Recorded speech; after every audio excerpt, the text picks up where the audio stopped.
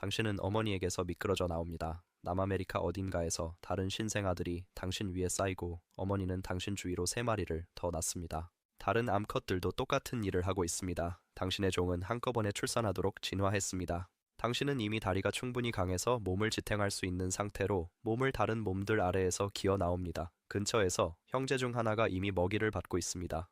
그래서 당신은 가장 가까운 암컷 카피바라에게 다가가 우유를 기대하지만 그녀는 날카롭게 돌아서 당신을 진흙 속으로 밀어냅니다. 당신은 몸을 일으켜 이번에는 진짜 어머니를 찾습니다. 그녀는 조용히 서서 당신이 다가오도록 하여 배를 채우게 합니다. 그러다 갑자기 성체들이 움직이기 시작합니다. 그들은 연못 쪽으로 빠르게 향하고 당신도 따라갑니다. 가까이 있으려 하지만 다리가 너무 짧아 따라잡을 수 없습니다. 당신은 앞다리가 빠져 움직일 수 없을 때까지 부드러운 진흙 속으로 미끄러집니다. 어머니가 알아차리고 돌아옵니다. 그녀는 가슴 아래로 머리를 낮춰 당신을 진흙에서 들어 올립니다. 그녀는 당신을 연못 가장자리로 데려가 얕은 물에 부드럽게 놓습니다. 당신이 그곳에 떠 있을 때 무언가 큰 것이 당신 아래에서 올라옵니다. 악어가 천천히 수면을 뚫고 나옵니다. 당신은 움직임을 멈추지만 어머니는 반응하지 않습니다. 그녀는 그냥 지켜봅니다. 악어는 공격하지 않습니다. 대신 잠시 조용히 떠 있다가 당신 아래로 가서 몸을 들어 올립니다. 당신이 그 머리 위에 앉아 있는 동안 그것은 흙 위로 헤엄쳐 나가고 당신은 뛰어내립니다. 그러고 나서 다시 돌아가 물속으로 사라집니다. 악어가 항상 위험한 것은 아닙니다. 때로는 그냥 지나가는 것이고 당신은 운 좋게도 그 위에 탈 수 있습니다. 하지만 배고플 때는 그곳에 있고 싶지 않을 것입니다. 당신은 이제 세주가 되었고 대부분의 시간을 떠다니며 보냅니다. 흰새가 당신의 등에 내려앉습니다. 그것은 천천히 움직이며 당신의 털을 쪼아댑니다. 그것은 당신을 해치려는 것이 아닙니다. 그것은 진드기와 파리를 먹고 있습니다. 이 새들은 카피바라를 따라다니며 먹이를 찾고 당신의 종은 그들을 머물게 합니다. 2마리의 다른 어린 카피바라가 헤엄쳐 옵니다. 그들은 당신과 같은 나이입니다. 한 마리가 당신의 옆구리를 부딪히고 그 다음 발로 차고 돌아서며 놀이를 시작하려고 합니다. 그래서 당신은 그를 쫓아갑니다. 당신은 앞으로 돌진하며 앞다리로 세게 차고 그들이 당신을 치기 전에 몸을 비틀어 피합니다. 당신은 서로 얼마나 빠르고 강한지 시험하며 밀고 밀치며 차례로 놉니다. 놀이가 시끄러워지자 새는 날아가 버립니다. 이런 종류의 놀이는 목적이 있습니다. 그것은 포식자가 공격할 경우 어떻게 움직이고 피해야 하는지 기본을 가르쳐 줍니다. 그러나 물속에서 다른 것이 움직입니다. 수달이 물에서 튀어나와 친구의 다리를 물어뜯습니다. 그것은 격렬하게 흔들며 그를 옆으로 끌고 갑니다. 수달은 포식자이지만 또한 영토를 지킵니다. 친구는 세게 차고 수달은 잠시 놓아주지만 다시 물어 더 높은 곳 갈비뼈 근처를 물어뜯습니다.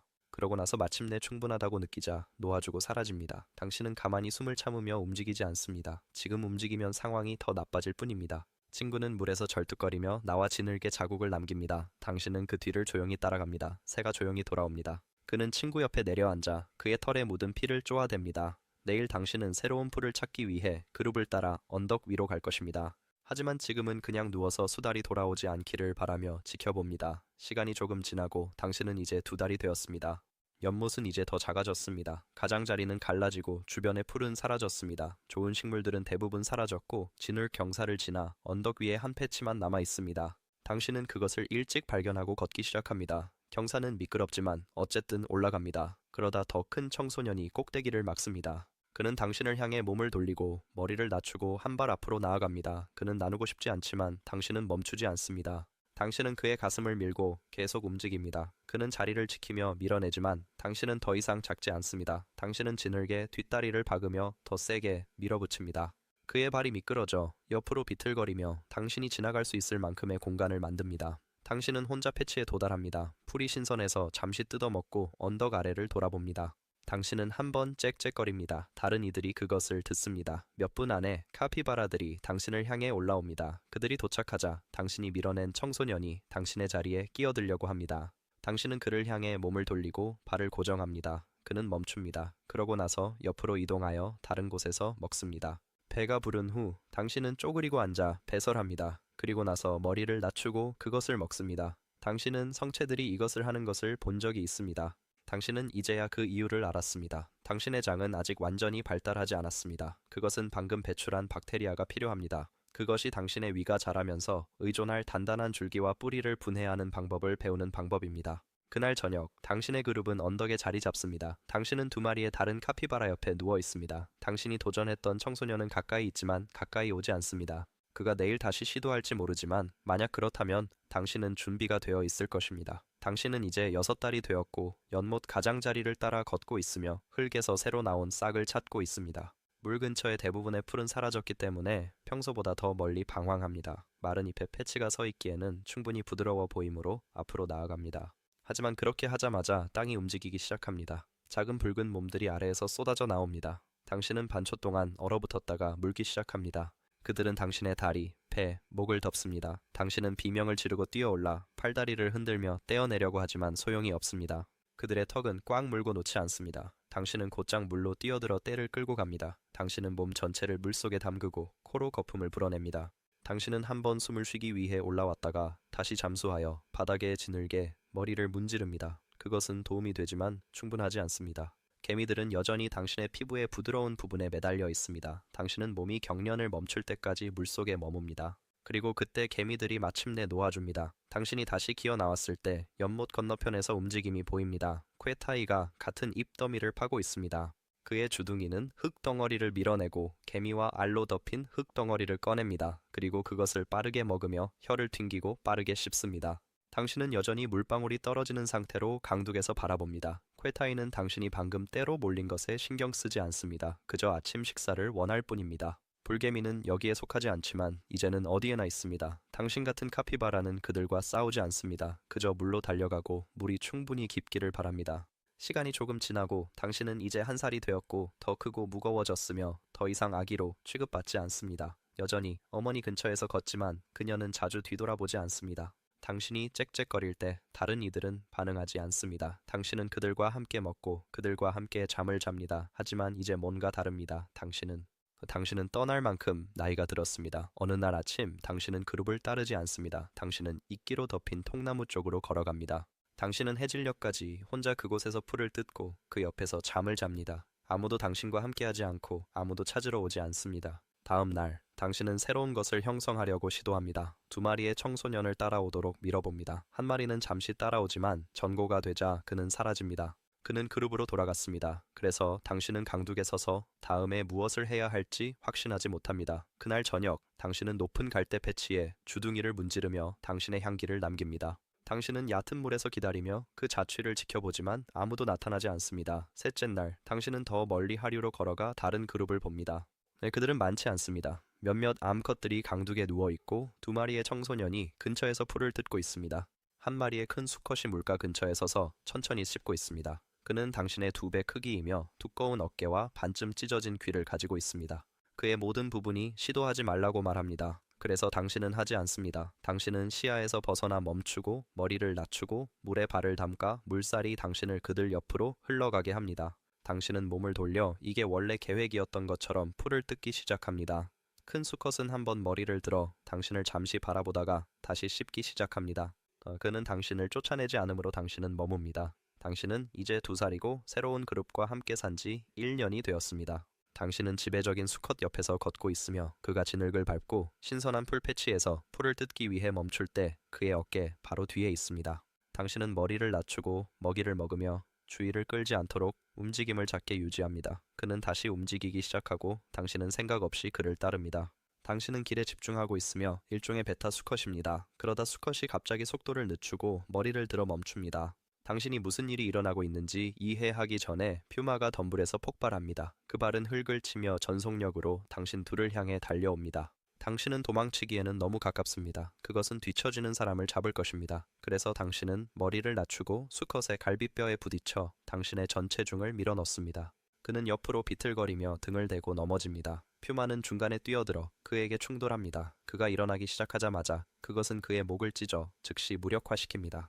당신은 돌아서서 달립니다. 뒤돌아보지 않습니다. 당신은 강으로 몸을 던져 얕은 물을 세게 차고 반대편 강둑으로 몸을 끌어올리기 전까지 멈추지 않습니다. 당신은 몇 시간 동안 무작위 나무 아래에 숨겨져 있습니다. 해가 지기 시작하고 다른 이들이 찾아올 때까지. 그날 저녁, 당신은 혼자 그룹으로 돌아옵니다. 지배적인 수컷은 죽었습니다. 아무도 당신에게 도전하지 않고 아무도 당신을 오래 바라보지 않습니다. 당신은 그의 자리, 음식 근처의 위치, 암컷 근처의 위치, 나머지에 대한 통제권을 차지합니다. 당신은 더 이상 추종자가 아닙니다.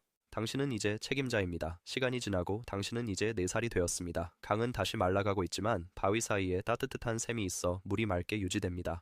또 당신은 그것을 차지했습니다. 다른 수컷들은 그것이 당신의 것임을 알기 때문에 가까이 오지 않습니다. 대부분의 아침에 당신은 여기서 혼자 목욕하지만 오늘은 암컷이 근처 물에 들어옵니다.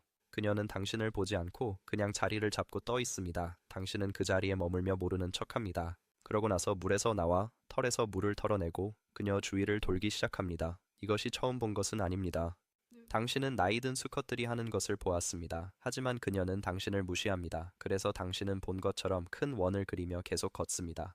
그녀는 반대 방향으로 움직입니다. 효과가 있습니다. 그녀는 더 빨리 걷고 당신은 따라갑니다. 하지만 당신은 너무 빨리 움직여 물을 튀기며 간격을 너무 빨리 좁힙니다. 그녀는 풀로 들어가 가장자리에 서서 지켜봅니다. 당신은 멈추고 머리를 낮춰 잡초 덩어리에서 천천히 씹으며 그녀에게 등을 돌립니다. 잠시 후 그녀는 다시 돌아옵니다. 이번에는 당신을 지나쳐 걸어갑니다. 당신은 돌아서서 그녀를 따라가며 발걸음을 일정하게 유지하고 그녀 뒤에 머뭅니다. 그녀는 속도를 늦추고 당신이 더 가까이 다가가게 합니다. 당신은 그녀의 옆으로 이동하여 올라타고 앞발을 그녀의 어깨 뒤에 놓습니다. 몇 초 동안 지속됩니다. 그러고 나서 그녀는 물로 돌아가 몸을 낮춥니다. 당신은 그녀를 따라가 옆에 누워 있습니다. 이제 당신은 그것이 어떻게 작동하는지 이해합니다. 당신은 싸우거나 다른 사람을 밀어낼 필요가 없습니다. 당신은 단지 적절한 시간에 적절한 방식으로 움직이면 됩니다. 당신은 이제 5살이 되었습니다. 과일나무가 자라는 숲 가장자리를 걷고 있습니다. 망고가 근처에 떨어져 발을 지나 굴러갑니다. 당신은 한번 물고 다시 물어 씹으면서 달콤한 주스가 입안을 가득 채웁니다. 껍질은 쉽게 찢어집니다. 당신은 다른 카피바라들이 그것이 떨어진 것을 알아차리기도 전에 절반을 삼킵니다. 2마리의 암컷과 1마리의 어린 수컷이 가까이 있으며 모두 자신의 과일에 집중하고 있습니다.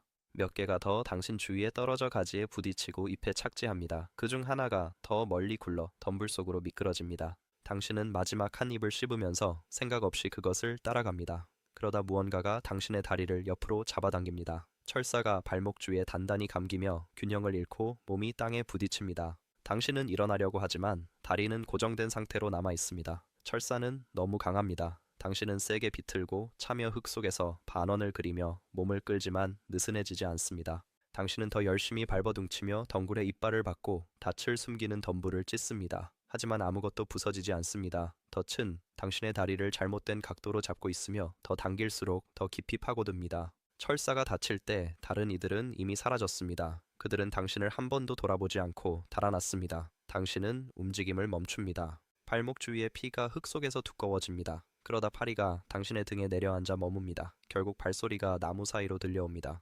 한 남자가 한 손에 밧줄을, 다른 손에 마체테를 들고 당신에게 다가옵니다. 그는 쪼그리고 앉아 덫을 확인한 후 당신의 다리를 잡고 당신을 풀어냅니다.